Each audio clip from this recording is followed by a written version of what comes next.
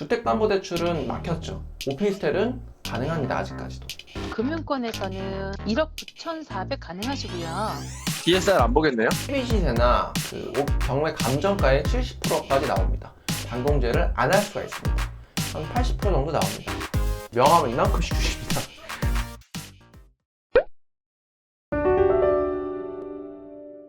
오늘은 오피스텔 대출 뽀개기 한번 해보겠습니다. 오피스텔 대출을 왜 알아야 되냐면요, 좋은 매물을 잡으려면 대출로 공시를 내면 잡을 수 있어요. 그리고 제가 경매로 낙찰 받은 경우에는 현금을 다 일시적으로 몰아 넣어야 되거든요. 그런 경우에 대출을 받을 필요가 있어요. 근데 대출 제도를 뭘 알아야 받을 거 아니에요. 주택담보대출은 막혔죠. 규제 지역이기 때문에. 오피스텔은 가능합니다. 아직까지도. 자, 첫 번째, 대출의 성격을 먼저 알아야 됩니다. 대출은 가계대출과 사업자대출로 나뉩니다. 가계대출은 주택담보대출 같이 개인이 받는 거예요. 사업자대출은 사업 목적으로 받는 거예요. 두 개가 규제가 다릅니다. 보통 정부에서 규제를 하는 건 대부분 가계대출이고, 요거는 DSR 적용을 받습니다. 사실 사업자대출은 지금 서울 아파트에서도 80%까지 나와요. 그러니까 요거는 이제 어떻게 보면은 틈새인 거죠.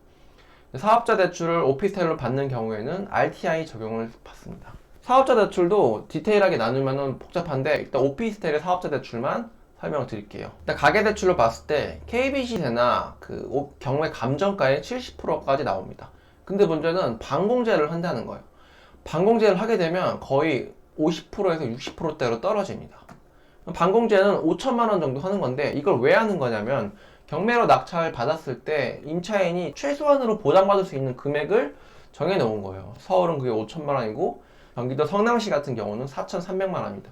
이걸 하는 순간 한도가 안 나오게 돼요. 그래서 MCI나 MCG라는 보증보험을 가입을 하게 되면 반공제를 안 할 수가 있습니다. 예전에는 이렇게 흔하게 해줬었는데 요즘은 일부 은행만 해주는 걸로 알고 있어요. 최근에 알아본 농협에서는 해준다고 하더라고요. 그러니까 요 MCI, MCG 보증보험을 가입하겠다라고 먼저 차주가 얘기를 해야지 은행에서 그제서야 얘기를 꺼냅니다. 근데 오피스텔은 DSR을 적용하게 되면 매우 불리합니다. 담보 물건마다 DSR 계산할 때 공식이 있어요. 오피스텔은 8년을 한도로 잡고 계산을 하는 걸로 알고 있는데, 어찌됐건 DSR은 불리해서 가계대출은 좀 비추천드립니다. 신탁대출이라는 것도 있는데, 소유권은 신탁사에 맡겨놓고 대신에 반공제가 없습니다. 소유권을 신탁사가 갖고 있다 보니까 임대차 계약 시 신탁사의 동의가 필요해요. 그리고 월세를 주게 되면 그 보증금만큼 신탁사에 상환을 해야 돼요. 전세는 그 신탁 대출 금액을 넘어가니까 아예 말소를 하는 거고. 그래도 신탁 대출이 아직까지는 한도가 제일 빵빵하고 한 80% 정도 나옵니다. 금리가 한 4%대로 약간 세요.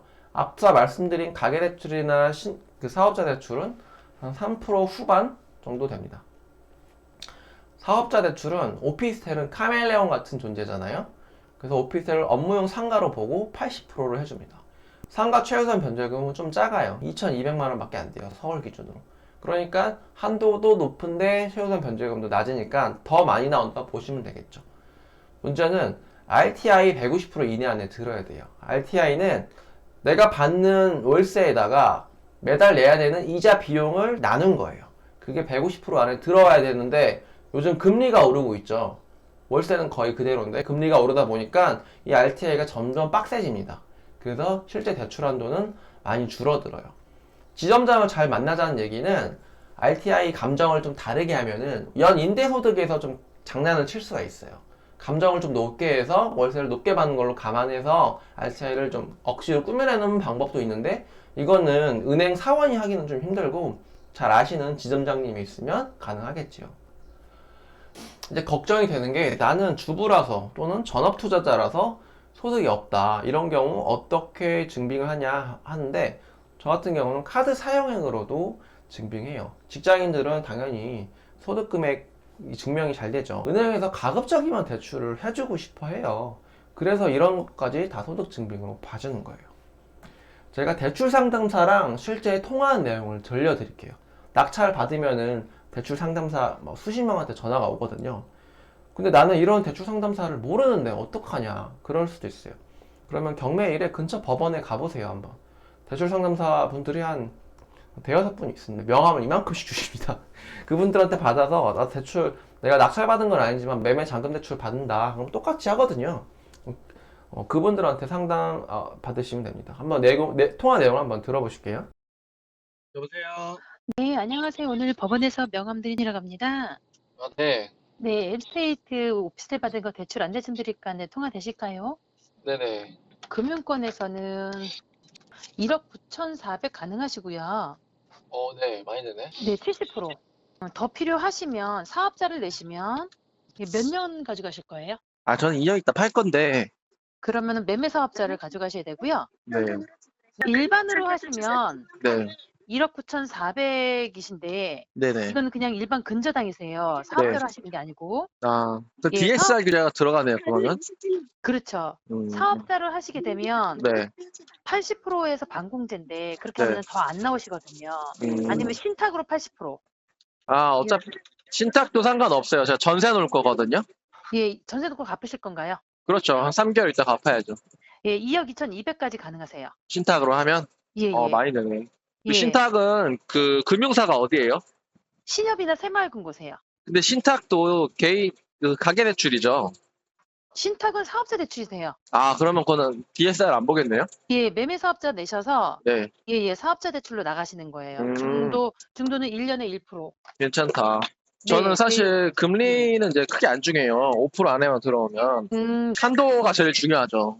신탁 80%가 제일 많이 나오시는 겁니다. 아, 근데 제가 따로 직장이 없는데 괜찮아요? 신용카드나 건강보험료로 제시해서 하시면 돼요. 아무튼 네. 한도 제일 많이 나오는 대로 넣어주세요. 예, 매매 사업자 내시는 걸로 해서 80% 제가 신탁으로 승인 받아 볼게요. 근데 궁금한 게 매매 사업자를 네. 대출용으로 했다가 폐지해도 말소해도 상관없죠? 네, 어차피 뭐 그걸로 인한 어떤 소득이 있거나 이러거나 없으실 거니까 네. 전세 들어오고 갖고 나시면은 폐지하셔야죠. 그리고 궁금한 게 중도상환 수수료랑 네. 최소 사용 개월수 몇 개월 써야 되는지. 최소 사용 계열수는 없고요. 중도상환수들은 1년에 1%. 네, 어째 실제 내용을 들어보시니까 어느 정도 감이 오시죠? 지금까지 오피스텔 대출 알아봤고요. 궁금하신 게 있으면 댓글창에 달아주시면 감사하겠습니다.